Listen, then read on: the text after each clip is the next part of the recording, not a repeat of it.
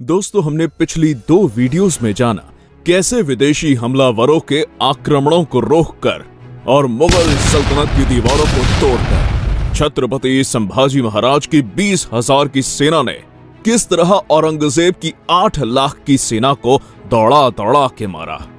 जहां पर मुगल मिलते वहीं पर मराठे उन्हें चीर फाड़ कर रख देते। आखिर में मुगल भी सोचने पर मजबूर हो जाते कि काश हम भी मराठा होते। 17वीं सदी में मुगल सल्तनत को सिर्फ 2 ही चीजों से डर लगता था। पहला, जंगल में शेरों से, और दूसरा, दक्खन के मराठों से। तो दूसरी तरफ पूरे हिंदुस्तान पर मुगल सल्तनत का परचम लहराने का सपना देखने वाला औरंगजेब लाखों की तादाद में मुगल सैनिकों को घोड़े हाथी देकर दक्खन की तरफ भेजता। मुगल सैनिक आते तो घोड़े हाथी पर, लेकिन जाते 4 लोगों के कंधों पर। मराठों ने किसी को भी नहीं छोड़ा, सबको घसीटा। इस तरह मराठों के हाथों बार बार पिटने के कारण औरंगजेब पूरी तरह से बर्बाद हो चुका था। इसलिए गुस्से में आकर उसने मुगल सल्तनत का ताज उतार के फेंक दिया और कसम खा ली कि जब तक वो संभाजी महाराज को पकड़ नहीं लेता तब तक मुगल सल्तनत का ताज वो अपने सर पर नहीं पहनेगा।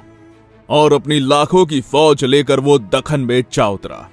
लेकिन महाराष्ट्र के सह्याद्री पर्वतों की सैर करना मुगलों की औकात से बाहर था, क्योंकि सह्याद्री पर्वतों की सैर सिर्फ 3 ही लोग कर सकते थे। पहला बाघ, दूसरा तूफान और तीसरे मराठे। इन तीनों के अलावा सह्याद्री पर्वतों पर चढ़ना किसी के लिए भी संभव नहीं था। सह्याद्री पर्वतों की हर एक खुफिया जानकारी मराठों को पता थी, इसलिए मराठे कहीं से भी आकर मुगलों को जंगलों के बीच में घेर कर मौत की नींद सुलाते थे। इस तरह मराठों ने मुगलों को काट काट कर मौत का तांडव मचा दिया था। थके हारे औरंगजेब को समझ नहीं आ रहा था कि कैसे रोके इन मराठों को, इसलिए वो गुस्से से गरज पड़ा, या अल्लाह, क्या खिलाते हैं ये मराठे अपने बच्चों को? क्यों पैदा नहीं होते उनके जैसा एक भी शख्स हमारे सल्तनत में? सह्याद्री के पर्वत ऊंचे ऊंचे और चारों तरफ से जंगलों से घिरे हुए थे। इसी कारण औरंगजेब की सेना सह्याद्री पर टिक नहीं पाती थी। इसलिए औरंगजेब ने एक तरकीब लगाई। शंभू राजे के खिलाफ दूसरे हिंदू राजा को खड़ा कर दिया। वो जाके सीधा महेश्वर के राजा चिक्का देवराय के साथ मिल गया। उसे लगा कि उत्तर से मुगल सेना और दक्षिण से महेश्वर की सेना मराठों को घेर लेगी तो हम आसानी से मराठों का सफाया कर सकते हैं। लेकिन इस बात की भनक जब संभाजी महाराज को लगी तो उन्होंने महेश्वर के राजा चिक्का देवराय को काफी समझाया। लेकिन चिक्का देवराय औरंगजेब का मित्र था। इसी वजह से उसने संभाजी महाराज द्वारा भेजा गया सुलह के प्रस्ताव को ठुकरा दिया और 3 मराठा सरदारों के सर काटकर श्रीरंगपट्टनम के द्वार पर लटका दिए। ये खबर जब छत्रपति संभाजी महाराज को पता चली तो प्रतिशोध लेने के लिए संभाजी महाराज ने त्रिचनापल्ली के किले पर घेराबंदी कर दी और महेश्वर राज्य पर हमला कर दिया। अब महेश्वर के सेना और मराठा सेना के बीच एक भयंकर युद्ध छिड़ गया।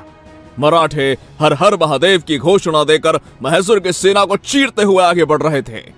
मराठों ने महेश्वर की सेना पर अग्नि बाणों से प्रहार किया, जिसमें चिक्का देवराय की सेना और उनकी सारी सामग्री जल के खाक हो गई। अंत में मराठों का यह भयानक रूप देखकर चिक्का देवराय ने मराठों के आगे अपने घुटने टेक दिए।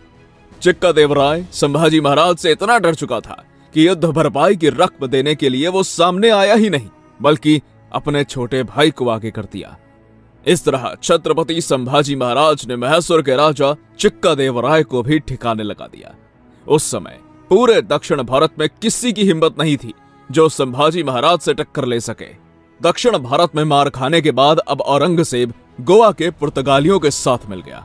गोवा में पुर्तगालियों द्वारा हिंदुओं को जबरन धर्म परिवर्तन करना अपने चरम सीमा पर था, पर शंभू राजे भी कहाँ रुकने वाले थे। गोवा में हो रहे हिंदुओं के अत्याचारों की खबर जब संभाजी महाराज को लगी तो उन्होंने तुरंत अपना मोर्चा गोवा की तरफ निकाला और हिंदुओं का धर्मांतरण करने वाले पुर्तगालियों को पेड़ से लटका लटका के मारा। अफ्रीका से आए हुए सिद्धियों को भी नहीं छोड़ा, सबको घसीटा।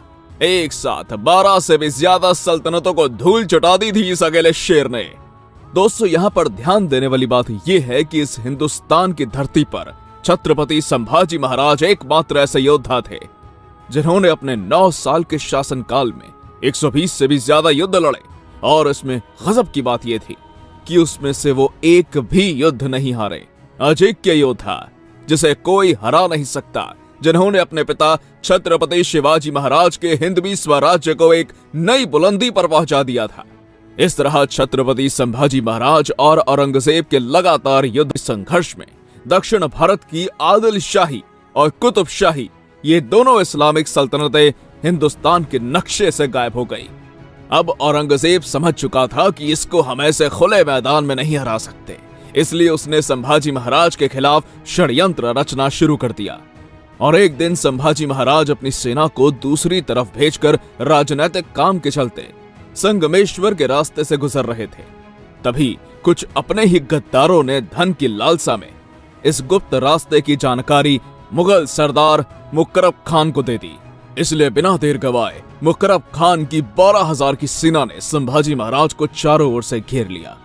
8 लाख की सेना संभाजी महाराज का कुछ उखाड़ नहीं पाई, लेकिन अपने ही लोगों द्वारा की गई विश्वासघाती के कारण 12,000 से कैद होना पड़ा। संभाजी महाराज और उनके मित्र कवि कलश को कैद कर लिया गया। यह खबर जब औरंगजेब को पता चली तो उसने आदेश दिया कि इन दोनों काफिरों को विदूषक के कपड़े पहनाएं, दर्दनाक यातनाएं देकर ढोल नगाड़े बजाकर पूरे शहर में घुमाओ। कोई उन पर पत्थर फेंकता तो कोई तलवार से उनके शरीर पर घाव करता, तो कोई नाखून से उनके शरीर को नोचता, तो कोई ऊंट की पूंछ को मरोड़ देता। शरीर का ऐसा कोई अंग नहीं बचा था जिससे खून ना निकलता हो। जिस किसी भी हिंदू ने इस भयानक मंजर को देखा उसका दिल दहल गया। अगले दिन संभाजी महाराज को औरंगजेब के सामने लाया गया, लेकिन संभाजी महाराज बिना डगमगाए सीना तान के औरंगजेब के सामने खड़े थे। तभी मुगल सरदार बोला, झुक जाओ आलम पनाह के सामने। इस पर संभाजी महाराज के मित्र कवि कलश बोले, राजा है वो, झुकेंगे नहीं, झुकाएंगे। औरंगजेब बोला, खामोश। और तख्त से नीचे उतरकर उसने अपने अल्लाह का शुक्रगुजार किया। उसकी आंखों से मानो खुशी के आंसू टपक रहे थे। ये सारा नजारा देखकर छत्रपति संभाजी महाराज अपने मित्र कवि कलश से बोले, कवि जी, इस प्रसंग पर तुम्हें कोई कविता सूझती है? कवि कलश बोले, हां राजे, क्यों नहीं। पूरा मुगल दरबार हिल गया। मौत के मुंह में यह संभाजी और इसे कविता सुननी है। इस घटना पर मुगल इतिहासकार काफी खान लिखता है, वो फूटी किस्मत का वो कवि कलश हिंदी में उत्तम कविताएं करता था। उसके शरीर के सारे हिस्से जकड़े हुए थे, सिर्फ आंख और जुबान के सिवा कुछ नहीं हिल रहा था। ऐसी अवस्था में भी उसने एक कविता बोली थी जो कुछ इस प्रकार थी, यावन रावण की सभा शंभु बंध्यो बजरंग, लहू लसत सिंदूर सम खूब खेलियो रणरंग, राजन हो तुम सांचे खूब लड़ियो तुम जंग, त्यो तुम तप तेज निहार के तख तेजो अवरंग। इसका मतलब था कि मुगल रावण की सभा में संभाजी महाराज को ऐसे बांध के लेके जा रहे हैं कि जैसे कि वो खुद बजरंगबली हनुमान हो, और संभाजी महाराज के बदन से बहता लहू जैसे हनुमान जी के शरीर पर लिपटा हुआ सिंदूर लग रहा है। शंभू राजे, क्या लड़े हो आप जंग, क्या आपका शौर्य, क्या आपका पराक्रम, क्या आपका तेज।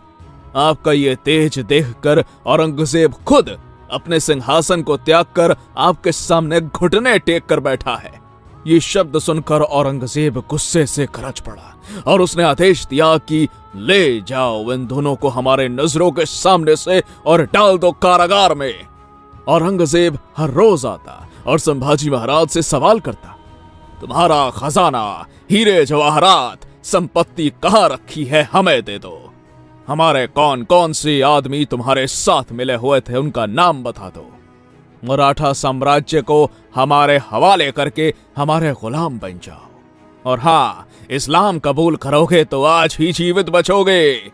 लेकिन इस पर छत्रपति संभाजी महाराज का जवाब कुछ इस तरह था, धर्म मतलब आस्था, और आस्था बदली नहीं जाती औरंगजेब। संभाजी 1000 बार जिएगा, 1000 बार मरेगा, मगर हिंदू धर्म नहीं छोड़ेगा। तभी औरंगजेब बोला, अरे कैद में तू है या मैं? तुझे हमसे डर नहीं लगता संभाजी? संभाजी महाराज बोले, नहीं औरंगजेब, हमें किसी से डर नहीं लगता, लेकिन हमारी वजह से सबको डर लगता है। औरंगजेब गुस्से से आग बबूला हो गया और उसने आदेश दिया कि इन दोनों को कड़ी से कड़ी यातनाएं दो। इसलिए अब धीरे धीरे संभाजी महाराज की खाल को खींचा गया। दर्द ज्यादा हो इसलिए जख्मों पर नमक डाला गया, मिर्च को आंखों में डाला गया, बालों को खींचा गया, शरीर से मांस के टुकड़े निकालकर कुत्तों को खिलाया गया, उंगलियां काटी गई, हाथ काटे गए, जलती हुई गर्म लोहे की सिलियां को आंखों में घुसाया गया, जबान काटी गई। हर रोज उनके शरीर के एक एक अंग को काटा जाता। 40 दिन तक औरंगजेब की हैवानियत का यह सिलसिला चलता रहा। अब संभाजी महाराज ने अन्न जल त्याग कर दिया। पहरेदारों के लाख समझाने पर भी संभाजी महाराज ने उनकी एक नहीं सुनी। संभाजी महाराज का समय अब निकट आ चुका था, इसलिए पहरेदारों ने यह बात जाकर औरंगजेब को बता दी और 11 मार्च 1689 को फाल्गुन अमावस्या के दिन संभाजी महाराज को फिर से औरंगजेब के सामने लाया गया। दरबार में उपस्थित मुल्ला मौलवी काजी कहने लगे कि संभाजी महाराज को जीवित रखना मतलब खतरे से खाली नहीं है, इसलिए इसे जल्द से जल्द खत्म कर दो। और आखिरी बार औरंगजेब कहने लगा, संभाजी मान लो हमारी शर्तों को, इस्लाम कबूल कर लो, जीवित छोड़ दूंगा। लेकिन संभाजी महाराज अपने धर्म और स्वाभिमान के मार्ग से थोड़े से भी पीछे नहीं हटे और अंत में औरंगजेब कहने लगा, संभाजी महाराज हार गया मैं तेरे सामने। अगर मेरा एक भी बेटा तेरे जैसा होता ना संभाजी, तो हिंदुस्तान क्या मैं पूरी दुनिया पर अपने जीत का परचम लहराता। और औरंगजेब के आदेश पर अब संभाजी महाराज को हाथी के पास लाया गया। वहां पर उनके शरीर के टुकड़े टुकड़े करके उनके सर को औरंगाबाद यानी आज के छत्रपति संभाजी नगर और वहां से बुन्हानपुर और बाद में दिल्ली के दरवाजे पर लटका दिया गया। मौत अगर सर पर हो तो इंसान न जाने कुछ भी बड़बड़ाने लगता है, लेकिन संभाजी महाराज स्वाभिमानी थे। उन्होंने नहीं कहा मुझे छोड़ दो, माफ कर दो, शरण दे दो। वो चाहते तो बाकी राजाओं की तरह औरंगजेब के सामने झुककर अपने लिए बड़े बड़े महल बनवाकर आराम से जिंदगी जीते, लेकिन धर्म और स्वाभिमान का सौदा उन्होंने कभी नहीं किया। अगर हमारे पैर में कांटा भी चुभ जाता है तो हम 8 दिन पैर को लेकर बैठ जाते हैं। तो सोचो उस समय संभाजी महाराज ने कैसे सही होगी यह दर्दनाक पीड़ा। किसके लिए, क्यों? अपने पिता छत्रपति शिवाजी महाराज के हिंदवी स्वराज्य के सपने के लिए, राष्ट्र धर्म के लिए। अंत में वो दुष्ट औरंगजेब कहता रहा, सचमुच छावा था छावा शेर का। हमने आंखें निकाल दी उसकी, लेकिन उसकी आंखें नहीं झुकी हमारे सामने। हमने जबान काट दी उसकी, लेकिन उसकी जबान से नहीं मांगे उसने रहम के 2 लफ्ज। हमने हाथ काट दिए उसके, लेकिन नहीं फैलाए उसने हाथ हमारे सामने। हमने पांव काट दिए उसके, लेकिन नहीं घुटने टेके उसने हमारे सामने। हमने गर्दन काट दी उसकी, लेकिन नहीं झुकी उसकी गर्दन हमारे सामने। सचमुच छावा था छावा शेर का। या अल्लाह, होंगे कामयाब कभी, ऐसे ही लौटना पड़ेगा खाली हाथ। देश धर्म पर मिटने वाला शेर शिवा का छावा था। महापराक्रमी परम प्रतापी एक ही शंभू राजा था। बाद में मराठों ने छत्रपति संभाजी महाराज के शरीर के टुकड़ों को जमा करके उन पर अग्नि संस्कार किया। छत्रपति संभाजी महाराज की चिता की जलती हुई आग की लपटें हर मराठा के शरीर पर लग चुकी थी। अब हर मराठा हिंदवी स्वराज्य के चिंगारी को अपने अंदर तेजी से भड़का रहा था और एक दिन इस चिंगारी ने औरंगजेब को इसी महाराष्ट्र की मिट्टी में दफन कर दिया। औरंगजेब वापस कभी दिल्ली लौट न सका। मराठे यही नहीं रुके, उन्होंने पूरे मुगल सल्तनत को हिंदुस्तान के नक्शे से गायब कर दिया। औरंगजेब के क्रूर मुगल साम्राज्य का अंत मराठों ने कर दिया था। पुणे से शुरू किया गया मराठा साम्राज्य का तूफान आगे चलकर अफगानिस्तान की सीमा तक जाकर भिड़ गया।